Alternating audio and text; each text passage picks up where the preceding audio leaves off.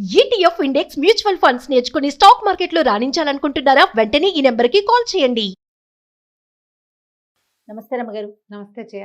రమ్మగారు, ఏదైనా ఒక మంచి కథ చెప్పుకుందామండి. శ్రమకు తగ్గ ఫలితం కాదు చెప్తాం. సాధారణంగా అలా ఉంటుంది కదా. అవును. ఏదైనా సరే మనం ఇంత శ్రమ పడితే దానికి తగిన ఫలితం లభించాలి. అది మనం ఎక్స్పెక్ట్ చేయొచ్చా రమ్మగారు? చెయ్యొచ్చు. ఎంతసేపు ఫలితాన్ని ఆశించే పని చేయకూడదు. ఎస్, మన పని మనం మనం చేసుకుంటూ పని పోవాలి. మనం చెయ్యాలి. బాగా పనిచేసేవాడికి దానికి తగిన ఫలితం ప్రకృతి ఇచ్చేస్తుంది. వాడికి ఇవాళ కాకపోతే రేపు పొద్దున ఇస్తుంది. ఓకే. నీ పని ఎక్కడికి పోదు. వృధా శ్రమగా ఒక్కొక్కసారి అనిపించవచ్చు, కానీ దీని తాలూకు ఎఫెక్టు ఇవాళ కాకపోతే కాలాంతరంలో అయినా గ్యారంటీగా మనకి భగవంతుడు ఇచ్చేస్తాడు. రైట్. అది జరుగుతుంది. పూర్వమట ఓ పల్లెటూరులో కోటయ్య గారిని ఒక భూస్వామి ఉండేవాడు. ఈయనకి మంచి ఇల్లు, వాకిలి, దొడ్డి, తోట అన్నీ ఉన్నాయి, పొలాలు కూడా ఉన్నాయి. పూర్వం నుంచి వచ్చిన కమతగాళ్ళంతా ఊర్లో వదిలి వెళ్ళిపోయారు. నేనేం చేశాడు, ఒక ఇద్దరు కుర్రాళ్ళని పై ఊర్లలో ఎక్కడి నుంచో పనుల కోసం తిరుగుతున్న వాళ్ళని ఒకళ్ళ వెనకాల ఒకళ్ళని ఇద్దరిని కుదుర్చుకున్నారు.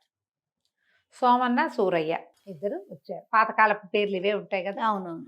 సరే, వీళ్ళకి ఈ కోటయ్య గారికి బోల్డంత పొలం, ఎడ్లు, అరకలు ఉన్నాయి. ఈ పాలేళ్లుగా చేరిన కుర్రాళ్ళిద్దరు వాళ్ళ జాతి వాళ్ళే, వాళ్ళేం వేరే కులాల వాళ్ళు కాదు. వాళ్ళలోనే ఎక్కడ గడవక ఉన్న మగపిల్లల్ని, కొంచెం బలమైన మగపిల్లల్ని ఇద్దరిని సెలెక్ట్ చేసుకున్నాడు. సోమన్న, సూరయ్య ఇద్దరు కలిసి పొలానికి వెళ్ళేవాళ్ళు. ఈమె అరకట్టి నాగలి పట్టుకుని వెళ్ళి ఎడ్లను కట్టి దున్నుకొచ్చేవాళ్ళు. ఈ సోమన్న మంచి పనిమంతుడు. వాడికి వ్యవసాయం మీద ఆసక్తి, బాగా పని చేసుకోవాలంతే. అదే. కొంచెం మితభాషి కూడా. వాడి దారిని వాడు అరకద కట్టుకుని దున్నుకుంటూ పోయేవాడు. ఈ పొలం అంతా చదును చేయటం, ఆ వ్యవహారం అంతా చక్కగా చేసేవాడు. ఈ సూరయ్య బేసిక్ బద్ధకస్తుడు. రెండో వాడు పని చేస్తున్నాడుగా, కాసేపు ఏదో దున్ని కాళ్ళు లాగుతున్నాయి పోరా అని వెళ్ళి పడుకునేవాడు.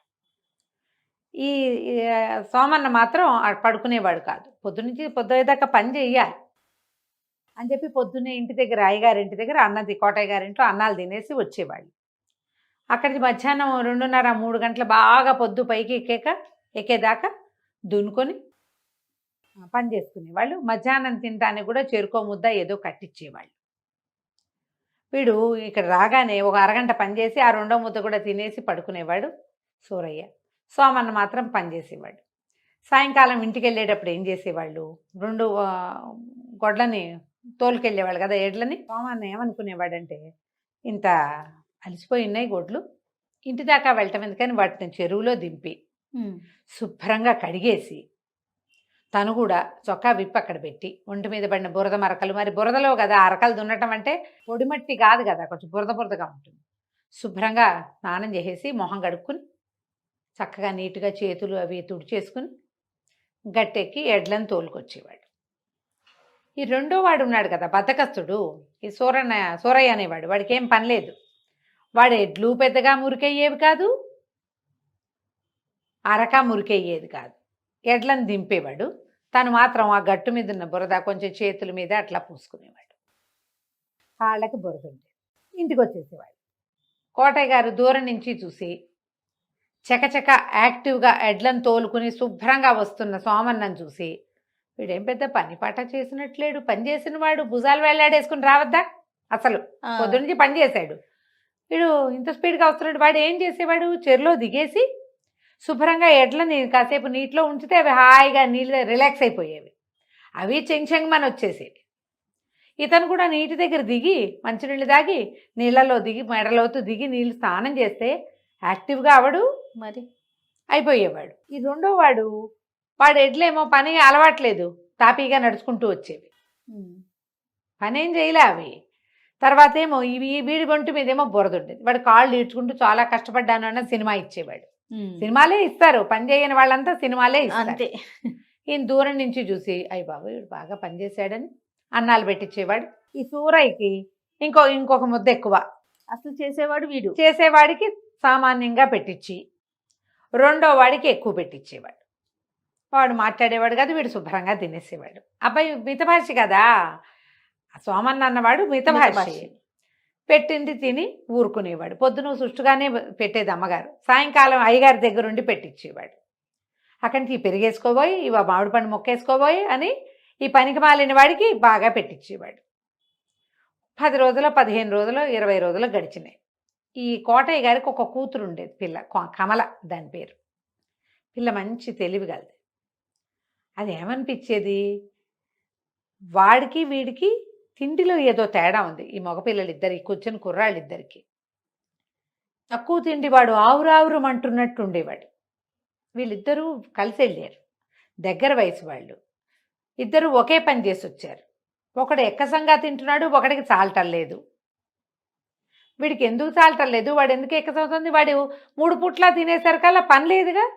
వాడు కడుపులో నొప్పిగా ఉంది, మర్నాడు బతకిచ్చేవాడు, మందకొడిగా ఉండేవాడు, యాక్టివ్గాను ఉండేవాడు. అన్నం చాలలేదు వీడికి, ఈ సూరన్నగా అనిపించేది. ఒకనాడు ఏమనుకుంది, ఏదో చూడాలని వాళ్ళు పొలానికి వెళ్ళి పనిచేస్తున్నప్పుడు పక్కింటి స్నేహితురాలతోటి ముళ్ళగో 2 పువ్వులు కోసుకుందాం పద, చేలల్లో ఉన్నాయని ఇద్దరు పోయారు ఆడపిల్లలు. చూసేసరికల్లా ఏముంది, వీడేమో శుభ్రంగా సాగోరి మంచం చెట్టు కింద పడుకుని ఉన్నాడు. వాడి దారిని వాడు చేస్తున్నాడు. మధ్య మధ్యలో వాడే ఆ ఎద్దుల్ని కూడా వీడే అదిలిస్తున్నాడు. ఓహో, అతను చేయాల్సింది కూడా ఇతనే చేస్తా ఉన్నాడు. ఇంటికి వెళ్ళిపోయింది. అమ్మా ఇదేదో జరుగుతోంది అని. సాయంకాలం ఏం చేసింది, చెరువు దగ్గర ఆగింది. ఆ వస్తుంటే మీ పాలేళ్ళు చెరువులో దిగుతారని ఎవరో చెప్పారు. చెరువు దగ్గర ఆగితే ఈ చెరువు దగ్గర ఈ సోమన్న శుభ్రంగా ఎడ్లని బాగా కడగటము, వాడు కూడా మునకలేస్తూ ఈతలు కొడుతూ శారీరక శ్రమ అంతా తీరిపోయేలాగా నీళ్ళల్లో ఇదవ్వటము. ఈ రెండో వాడు గట్టు మించి బుర్ర తీసి మొహానికి చేతులకి పూసుకోవడం చూసేసింది. చూసేసరికి ఇంటికి వచ్చి మర్నాడు ఆ పూట అన్నం పెడుతుంటే ఏమన్నది, ఆ నాన్న నువ్వు భలేవాడివి, కాస్త కూడా ఆలోచించవు, పని చేసి శుభ్రంగా వచ్చేవాడికి ఏమో తక్కువ అన్నం పెట్టిస్తున్నావు, ఏ పనికి మాలిన వాడు నిద్రపోతున్న వాడిని వాడికేమో అన్నం ఎక్కువ పెట్టిస్తున్నావు, వాడికేమో అన్నం ఎక్కువైపోయి వెక్కసం అయిపోయి వాడికి పొట్టలో డిస్టర్బెన్స్ వస్తుంది, ఎంతసేపు ఏదో ఒక ఇబ్బంది వస్తుంది కడుపులో, అన్నం అరగటల్లా వాడికి. ఆ అన్నం అరిగి బాగా వంట పట్టాల్సిన వాడికేమో నువ్వు అన్నమే పెట్టించట్లేదు, నీ పనులు ఏమీ బాగుండలేదు నాన్న అని తండ్రికి చెప్పింది. ఆయన ఆశ్చర్యపోయాడు. ఆశ్చర్యపోయి ఇప్పుడు సోమన్నని అడగాలి. అడగకుండా ఈ సూరయ్యని పిలిచి, ఏమిట్రా సూరయ్య నువ్వేం పని చేయట్లేదండి మా అమ్మాయి, సోమన్నే నీ బదులు వాడి బదులు కూడా పనిచేస్తున్నట్ట, ఏమిట్రా నీ సంగతి అని అడిగాడు. వీడు వెంటనే తిరుక్కొని, చెప్పకేం చేస్తుందండి, మీ అమ్మాయి రోజు పొలానికి వచ్చి సోమన్న గారితో ఏకైకలు పక్కపక్కలు నేను చూసేశాను, నేను చెప్తానని ఇలా తిరిగిందన్నాడు. అయ్యయ్యో, ఆనంగానే ఒళ్ళు మండిపోయింది ఆయనకి. ఆలోచించలా ఇంకా. ఆ సోమన ఆనందిని లేచి చేతులు కడుక్కుంటున్న వాడిని ఏడాపెడా కొట్టేశాడు ఈయన. బుద్ధి కలిగి ఉండాలి, నువ్వు పిచ్చి పిచ్చి వేషాలు వేసావా, మా ఇంట్లో పని చేయడానికి వచ్చావా, పిచ్చి వేషాలు వేయడానికి వచ్చాంటే వాడు ఏం పిచ్చి వేషం వేశాడో వాడికి తెలియదు. దెబ్బలు తిన్నాడు మాట్లాడకుండా, ఏదో కొడుతున్నాడు యజమాని. ఈ కూతుర్ని కాళ్ళు విరకొడతాను నువ్వు ఇంటి నుంచి బయట అడుగు పెట్టావంటే, ఏమిటి వాడితో సరసాలాడడానికి వెళ్తున్నావా నువ్వు అన్నాడు. పిల్ల నిర్ఘాంతపోయింది. నేను సరసాలాడని ఎవరు చెప్పారు నాన్నది, ఎవరు చెప్పడం ఏంటి, చూసిన వాళ్ళే చెప్పారనగానే ఈ పిల్లకి అర్థమైంది. ఓహో, తర్వాత అనిపించింది, అవును నేను వీడితో ఎందుకు సరసం ఆడకూడదు, వీడు చాలా బుద్ధిమంతుడు. చూస్తే బాగా చూసింది. అప్పటిదాకా అమ్మాయి దృష్టి లేదు, పనికుర్రాళ్ళు అనుకుంటుంది. వాడు చక్కగా ఒడ్డు పొడుగు తెల్లగా గోధుమ రంగులో ఎండకి కాలిపోయిన చర్మంగా ఉంటుంది, నెత్తి నిండా జుట్టు, తలకాయ అటు ఇటు తిప్పి చూడ్డు, వాడి పందప కండలు తిరిగి ఉన్నాడు. వీడు బాగున్నాడు. ఇక వీడి మీద దృష్టి పెట్టడం మొదలుపెట్టింది పిల్ల. అయిందా, 2 రోజులు గడిచినాయి. గడిచేసరికల్లా వాడికి భోజనాలు అయిపోయి వెళ్ళిపోగానే ఈ పిల్ల ఏం చేస్తుంది, ఓ ఇంత పెరుగన్నం మీగడ పెరిగేసి అన్నం కలిపి పట్టుకెళ్ళి ఆ సోమన్నకి పెట్టడం మొదలుపెట్టి, మా నాన్నకు తెలియదులే, నా కోసం దెబ్బలు తిన్నావు, హాయిగా ఇది తిను, ఇంట్లో పండు ఫలం ఉంటే వాడికి అప్పచెప్తుంది, పళ్ళు పట్టుకెళ్తుంది, స్వీట్లు హాట్లు పట్టుకెళ్ళి ఇస్తుంది. అయితే తల్లి చూసింది, ఏమిటే వాడి వెనకాల తిరుగుతున్నాడు అంటే, ఎందుకు తిరక్కేమమ్మా, ఏమైంది, నేను ఏదో సరసాలు ఆడానంటున్నాడు నాన్న, అదేదో ఆడితేనే సరిపోతుంది, చూడు లక్షణంగా లేడు, ఇంతకంటే మంచి సంబంధం తెస్తావా నువ్వు, నాకు వీడే నచ్చాడని. ఈవిడ తెల్లపోయింది, ఇదేమిటి ఇట్లా తిరుక్కుంది అంటే కూతురు చెప్పింది, అసలు సూరన్న పనే చేయడు వాడు, ఆ సూరయ్య పని చేయడు, వాడు పడుకుంటున్నాడు, పనంతా ఇతనే చేస్తాడు. వీళ్ళు వచ్చాక మనకి తోటలు దొడ్లు శుభ్రపడ్డాయి, ఆవులు పాలు ఎక్కువ ఇస్తున్నాయి, ఇన్ని పనులు చేస్తాడు, మొత్తం పని అంతా ఒకడే చేస్తున్నాడు. ఇంటి దగ్గర పని చేసినప్పుడే నీకు ఈ సూరయ్య అనేవాడు కాస్త పని చేస్తూ కనపడతాడు, పొలం వెళ్ళాక వాడు ఏమీ పని చేయట్లా, అంత బుద్ధిగా పని చేసుకునేవాడిని ప్రేమించకేమి అనేసరికి ఈవిడ కూడా ఆలోచించడం వల్ల, నిజమే మనవాళ్లే అక్కడి నుంచి భర్తని కేకలేసింది. మీరు మీ ధోరణి పిల్ల కాళ్ళు వేరు కొడతానన్నావు, ఇంట్లో కూర్చుని ఉంటున్నావు, పని వాళ్ళని పెట్టుకున్నానని పొలం వెళ్ళి చూసిరా, అప్పుడు నీకు తెలుస్తుంది. సరే పొలం వెళ్తే ఆయన కనపడింది. ఒకడేమో అరకలు దున్నేసుకుంటున్నాడు, ఇంకొకటి శుభ్రంగా ఇంకోటి పడుకున్నాడు. శుభ్రంగా పడుకుని ఉన్నాడు. అప్పటికి అయిపోయినాయి, అరకల పని అయిపోయింది. అప్పటికి వాడు ఏం చేస్తున్నాడు, ఈ చేలు అవన్నీ సరి చేయటము, తర్వాత ఏమో అక్కడక్కడ ఉన్న కలుపు మొక్కలు పీకేయటము, గట్లు సరి చేయటము, వేరే పనులు చేస్తున్నాడు. వీడేమో పడుకుని ఉన్నాడు. ఉమ్. ఆయన అడిగాడు, ఏమో ఈ సోమన్న పని ఎట్లా జరుగుతుందంటే బాగుందండి. సూరయ్య ఏం పని చేస్తే వాడేం పని చేస్తాడండి, వాడు పని చేసేది ఎప్పుడూ లేదండి. అదేమిటో మరి చెప్పలేదు అన్నాడు. మీరు అడగలేదు కదండి అన్నాడు. అడగకపోతే చెప్పడు. మితభాషి. నా పని నేను చేసుకున్నాను, నమ్మి పంపించారు, పొలం పని అవ్వాలి, వాడు పడుకుంటే పడుకున్నాడు, నా పని నేను చేశానండి అనేసరికల్లా సరే సరే అని అనుకుని ఈయన ఇంటికి వచ్చేసాడు.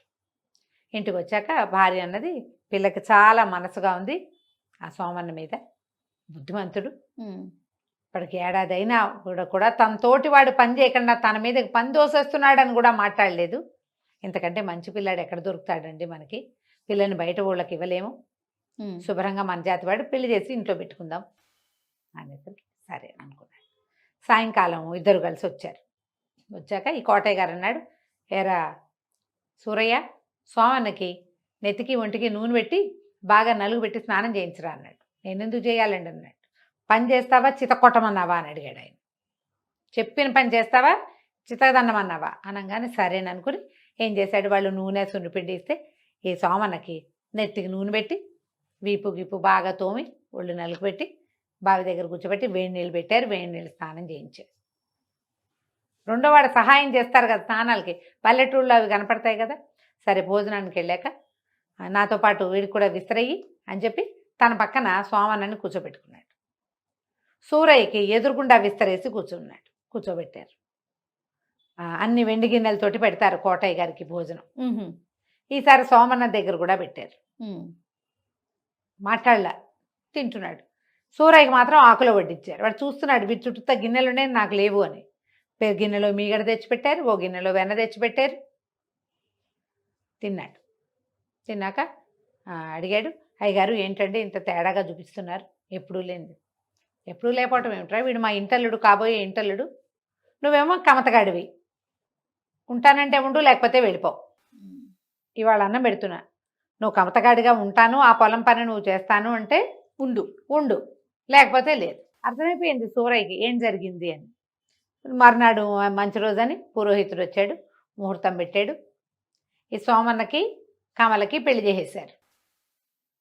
సూరయ్యకి తెలిసింది, నేను కనుక సరిగ్గా ఉంటుంటే మా ఇద్దరిలో ఎవరికి ఇవ్వాలి అనిపించేది. ఇప్పుడు అసలు ప్రశ్నే లేదు. ఏ పని చేయకపోవటం వల్లే నాకేమీ లేదు, అన్నమైనా ముడుతోంది, ఆ అన్నానికి సరిపడా అయినా పని చేయాలని అక్కడి నుంచి బుద్ధి కలిగి చక్కగా పనిలోకి దిగాడు. ఈ కమతగాడుగా ఉన్న సోమన్న అల్లుడు గారయ్యి పై ఎత్తున ఉండి వ్యవసాయం చేయించుకుని మామగారు ఆస్తి 10 రెట్లు చేశాడు. సూరయ్య కూడా తన తోటి వాడిని చూసి బుద్ధి తెచ్చుకుని మెల్లిగా పని చేసుకుని వాళ్లే ఓ పిల్లని చూసి పెళ్లి చేసి అక్కడే వాడికి కూడా ఒక ఇల్లు వేసి ఎక్కడో బతకడానికి వచ్చారు, ఎక్కడి నుంచో ఇక్కడ హాయిగా ఉన్నారు. శ్రమ ఎప్పుడూ కూడా ఫలితాన్ని ఇస్తుంది. అంతేనండి. శ్రమ ఏవ జయితే కష్టే ఫలి అంటారు. ఖచ్చితంగా ఈ మహావాక్యాలన్నీ ఒట్టి ఉబుసుపోకకి చెప్పినవి కాదు. ఒళ్ళంచకుండా ఉండేవాళ్ళు సుఖపడినట్టుగా ప్రపంచంలో ఎక్కడా లేదు.